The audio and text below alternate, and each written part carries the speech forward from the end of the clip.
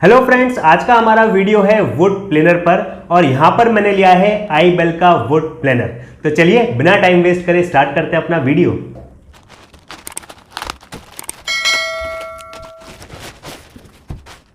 तो कुछ इस तरह के बॉक्स में मिल जाती है आपको हमारी आईबीएल की मशीन।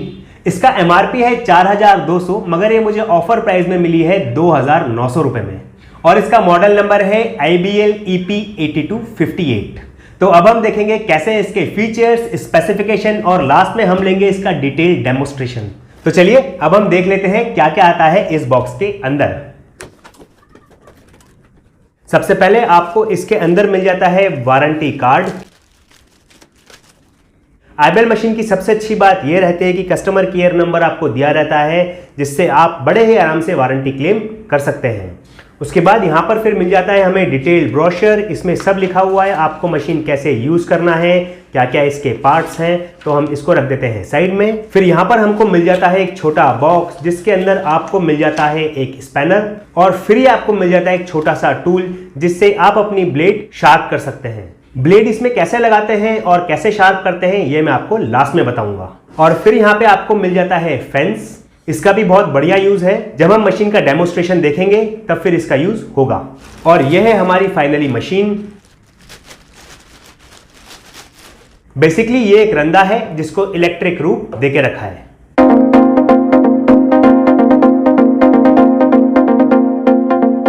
अब हम बात कर लेते हैं इस मशीन के स्पेसिफिकेशन की।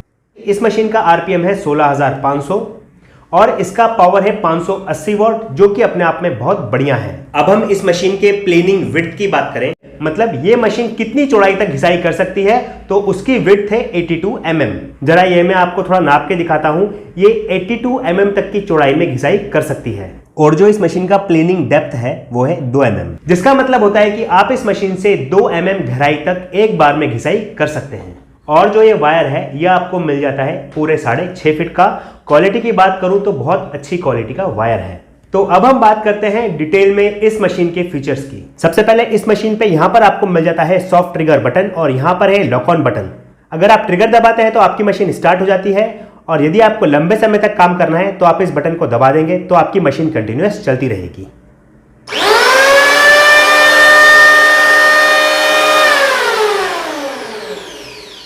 इसके बाद यहां पर आपको मिल जाती है 2 शार्प ब्लेड्स। एक ब्लेड ये है, ये देखिए, और इसके बाद एक ब्लेड आपको यहां पर मिल जाती है। इन दोनों ब्लेड को चेंज भी कर सकते हैं। इस मशीन के फीचर्स कंप्लीट होने के बाद इस मशीन के मैं आपको एक एक पार्ट खोल के भी बताऊंगा। यह है इसका डेप्थ एडजस्टमेंट नॉब, जिससे कि हम 2 mm तक की प्लेनिंग कर सकते हैं। अभी जो मेरा नॉब है ये 0 mm पे सेट है। कैसे देखते हैं, ये है 0 mm और ये आपको दिख रहा है एरो। अब हमको इसको इस तरफ घुमाना है, ये मैंने घुमाया। तो अब ये मेरा जो नॉब है ये मैं सेट कर लेता हूँ 0.5 mm पे। ये आ गया 0.5 mm और ये रहा एरो। अब मैं इसको सेट कर लेता हूँ 1.5 mm पे। ये देखिए मैं घुमाते जा रहा हूँ इसको। ये 1 mm निकल चुका है और अब ये आ चुका है 1.5 mm। तो ये आपको 1.5 mm दिख रहा है और ये मेरा एरो है। अब मैं फाइनली इसको सेट करता हूँ 2 mm पर। ये देखिए आ गया है 2 mm पे और ये रहा मेरा एरो। इस मशीन में हमको मिल जाते हैं 2 शू। ये है फ्रंट शू और ये है बैक शू। आप इसको फ्रंट बेस और बैक बेस भी बोल सकते हैं। इसको टेक्निकल भाषा में हम लोग मूवेबल शू बोलते हैं और इसको स्टेशनरी शू बोलते हैं। इसको मूवेबल शू इसलिए बोलते हैं क्योंकि अप एंड डाउन होता है, और इसको स्टेशनरी शू इसलिए बोलते हैं क्योंकि ये अपनी जगह से बिल्कुल भी नहीं हिलता। इस मशीन में यहां पर हमको मिल जाता है डस्ट एक्सट्रैक्शन पोर्ट। यहां से हमारा लकड़ी का बुरादा बाहर निकलता है। इसके बाद इस मशीन में यहां पर आपको मिल जाता है एक विंग नट, जो कि फेंस लगाने काम में आता है। जरा मैं इसको ढीला कर लेता हूं। यह है हमारा फेंस जो मैंने आपको स्टार्टिंग में बताया था। आप इसको फेंस बोल सकते हैं या फिर गाइड भी बोल सकते हैं। ये जो फेंस है ये मैं इसके अंदर इंसर्ट कर रहा हूं। ये देखिए मैंने इंसर्ट किया और यहां से मैं इसको कर देता हूं टाइट। हम लोग फेंस इसलिए लगाते हैं ताकि जो हमारा प्लेनर है वो एकदम सीधा चल सके। तो अब हम करते हैं हमारी मशीन का वेट। आप देख सकते हैं ये अच्छी खासी भारी भरकम मशीन है और इसका वेट है 2 किलो 400 ग्राम। चलिए तो अब मैं आपको इस मशीन के पार्ट्स खोल के दिखाता हूं ताकि आपके कंसेप्ट और अच्छे से क्लियर हो सके। तो सबसे पहले हम लोग ये वाला कंपार्टमेंट खोलते हैं।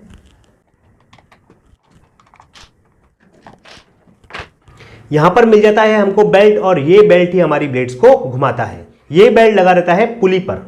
इस बेल्ट को रोटेट करने के लिए यहां पर एक बेयरिंग लगा रहता है और एक बेयरिंग लगा रहता है इसके अंदर। जैसा कि मैं आपको पहले बता चुका हूं कि यह है हमारा फ्रंट शू और यह रहता है हमारा बैक शू। अभी मैं आपको बैक शू खोल के दिखाता हूं।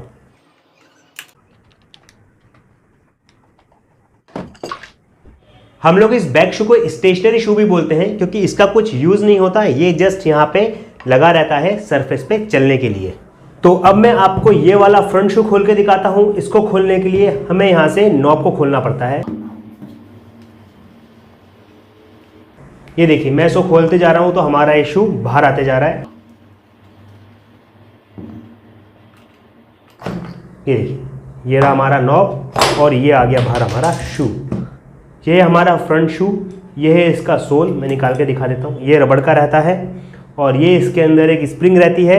इसके अंदर आप देख सकते हैं पूरा ग्रीसिंग है, तो आप थोड़े थोड़े टाइम पे ग्रीसिंग करते रहें और जो इसके अंदर बुरादा या लकड़ी या कचरा आता है उसको आप निकाल दें। वापस से हम इसको फिट कर देते हैं।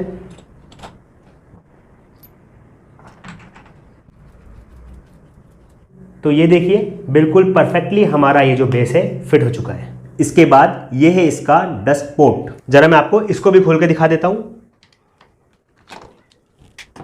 ये जो कवर है जस्ट यहां पे ऐसे लगा रहता है ताकि बुरादा यहां से बाहर चले जाए।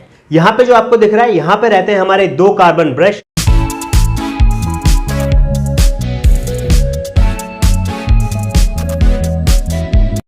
तो ये है हमारे कार्बन ब्रश। कभी यदि ये ऊपर से घिस जाएं तो आप इनको चेंज कर सकते हैं।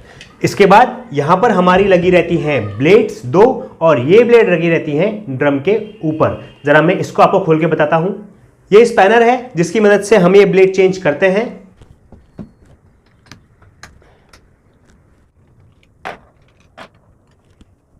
तो ये है हमारा ड्रम कवर जो ब्लेड के ऊपर लगता है। इस ब्लेड के जो ये आपको ऊपर दिख रहा है इसको हम लोग बोलते हैं एडजस्टिंग प्लेट। उसके बाद ये है हमारी ब्लेड्स। जब आप ज़्यादा काम करते हैं तो ये ब्लेड घिस जाती हैं। ये ब्लेड आराम से आपको टूल शॉप पे भी मिल जाएगी और ऑनलाइन भी अवेलेबल है। हमारे ज़्यादातर कारपेंटर भाई क्या करते हैं कि इसी ब्लेड में धार लगा लेते हैं और वापस से फिर इसको यूज़ करते हैं। अब जो ये वाला डिवाइस है ये आता है धार लगाने के काम में। यहाँ पे आपको एक विंग नट दिख रहा है, इसको ज़रा मैं ढीला कर लेता हूँ और इसको थोड़ा सा खोल के यहाँ पे हम कर लेते हैं अपनी ब्लेड को फिट।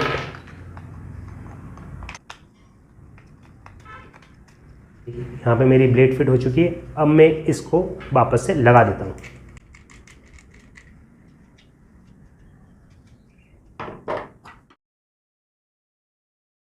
आप इसमें आराम से इसको पकड़ के घिसाई कर सकते हैं।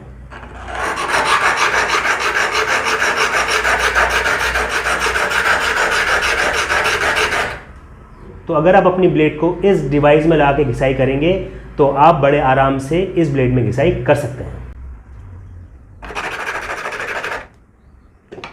अब आपको फ्रंट शू में ये कट दिख रहा होगा। ये बेसिकली वी शेप का कट है। ये वी शेप का कट लकड़ी के किनारों को फ्लैट करने के लिए मदद करता है। जब मैं आपको इस मशीन का डेमोस्ट्रेशन दूंगा तब आपको और अच्छे से क्लियर हो जाएगा। तो अब मैं यहां पर सारे पार्ट्स कर लेता हूं इस मशीन में फिट, फिर हम लेंगे इस मशीन का डेमोस्ट्रेशन और मैं आपको बताऊंगा कि इस मशीन को चलाने का सही तरीका क्या है।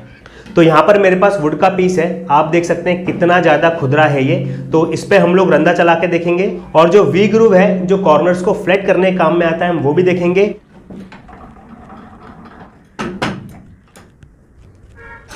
ये जो हमारा रंदा है ये चलाने के 2 तरीके होते हैं। पहला तरीका है फ्री हैंड वाला और दूसरा तरीका है फेंस या फिर गाइड वाला। जो मैंने आपको बताया था फेंस गाइड यहाँ पर फिट होती है, उसके बाद में हम लोग रंदा चलाते हैं। तो पहला मैं आपको बताऊंगा फ्री हैंड से रंदा कैसे चलाते हैं। सबसे पहले हमें इसका नॉब सेट करना है। अभी इसका नॉब है 0 mm पे, ये मैं लेके आया इसको 0.5 mm पे और यह है इसका 1 mm। अब मैं इसको सेट करूंगा 1.5 mm पर। जब भी आप इसको चलाएं, खास तौर से बिगनर्स, ये आपको दिख रहा है फ्रंट शू, इसका हाफ पोर्शन, आधा पोर्शन आपको यहाँ पर रखना है। पूरी मशीन आपको यहाँ पर नहीं रखना है क्योंकि पूरी मशीन आप यहाँ पे रखेंगे और सपोज आपने 2 mm पे इसको सेट किया है तो चांसेस हैं कि ये मशीन किक बैक कर जाए। तो सबसे पहले हम फ्रंट शू का हाफ पोर्शन यहाँ पे रखेंगे और मशीन स्टार्ट करके फिर धीरे धीरे आगे चलाएंगे। हाफ पोर्शन मैंने यहाँ पे रखा, ऊपर से आप हाथ का प्रेशर देंगे और फिर मशीन स्टार्ट करेंगे। ये प्रेशर ज़्यादा नहीं होना चाहिए, जस्ट सिर्फ पकड़ने के जितना होना चाहिए।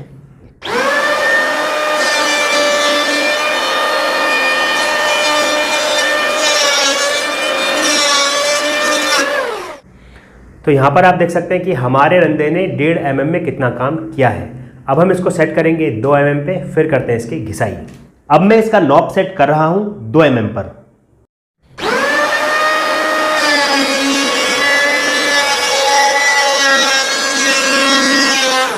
अभी हमने ये वाला पोर्शन फिनिश किया है, ये आपको मैं पीछे से दिखाता हूँ। ऐसा पोर्शन था जो कि अब बिल्कुल रंधा चलाने के बाद ऐसा हो चुका है। तो ये तो हमने चलाया था फ्री हैंड। अब फेंस गाइड की मदद से कैसे रंधा चलाते हैं वो मैं आपको बताता हूँ। तो अब हम मशीन में लगा लेते हैं ये फेंस।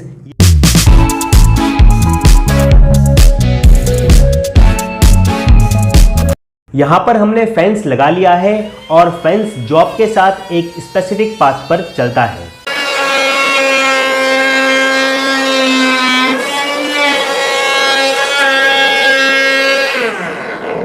तो इस प्रकार से आप फेंस या फिर गाइड इस मशीन में लगा सकते हैं और एक स्पेसिफिक पाथ पे अपनी लकड़ी की घिसाई कर सकते हैं। मुझे रंधा फ्री हैंड चलाने की आदत है, इसलिए मैं फेंस को निकाल देता हूं और इसकी फिर घिसाई करता हूं।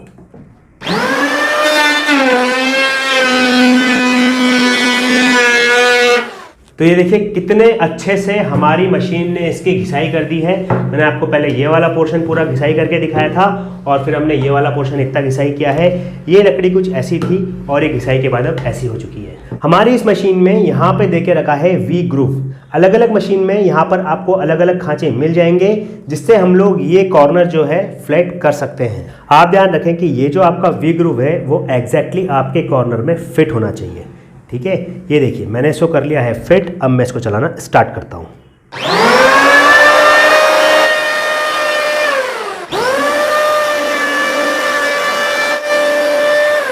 तो ये जो हमारा सरफेस है ये कॉर्नर है और हमने मशीन की मदद से देखिए इसको यहाँ पे फ्लैट किया है।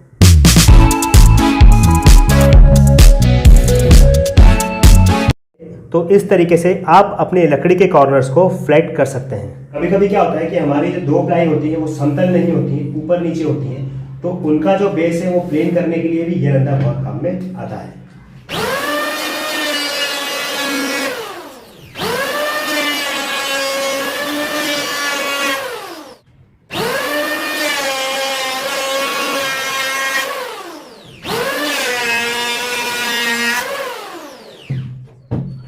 तो अब इन कामों के लिए भी इलेक्ट्रिक वुड प्लेनर का इस्तेमाल बड़े आराम से कर सकते हैं। तो देखा फ्रेंड्स आपने कितना बढ़िया परफॉर्मेंस है हमारी इस आईबेल की मशीन का। वुड प्लेनर या फिर मैं कहूँ रंधा, इसको चलाने के लिए बहुत ज़्यादा एक्सपीरियंस की ज़रूरत पड़ती है और ये काम कारीगरी में आता है। स्टार्टिंग में यदि आपसे ये मशीन नहीं चल रही है या फिर आपकी वुड का लेवल नहीं आ रहा है तो चिंता की कोई बात नहीं है। जैसे जैसे आप मशीन चलाते जाएंगे वैसे आपका हाथ साफ होते जाएगा। तो फ्रेंड्स आज के वीडियो में बस इतना ही। इस मशीन का लिंक मैंने डिस्क्रिप्शन बॉक्स में दे के रखा है, वहां से भी जाके आप इसको ले सकते हैं। और यदि आपको वीडियो अच्छा लगा हो तो सब्सक्राइब कीजिए, बगल में जो बेल आइकन है उसको दबा दीजिए ताकि ऐसे इंटरेस्टिंग वीडियो आप तक आ सके। और हाँ, यदि आपको मशीन या फिर टूल से जुड़ी कोई जानकारी चाहिए तो आप मुझे मेल या फिर कमेंट कर सकते हैं। तो अभी तक के लिए इतना ही। Stay safe and keep watching.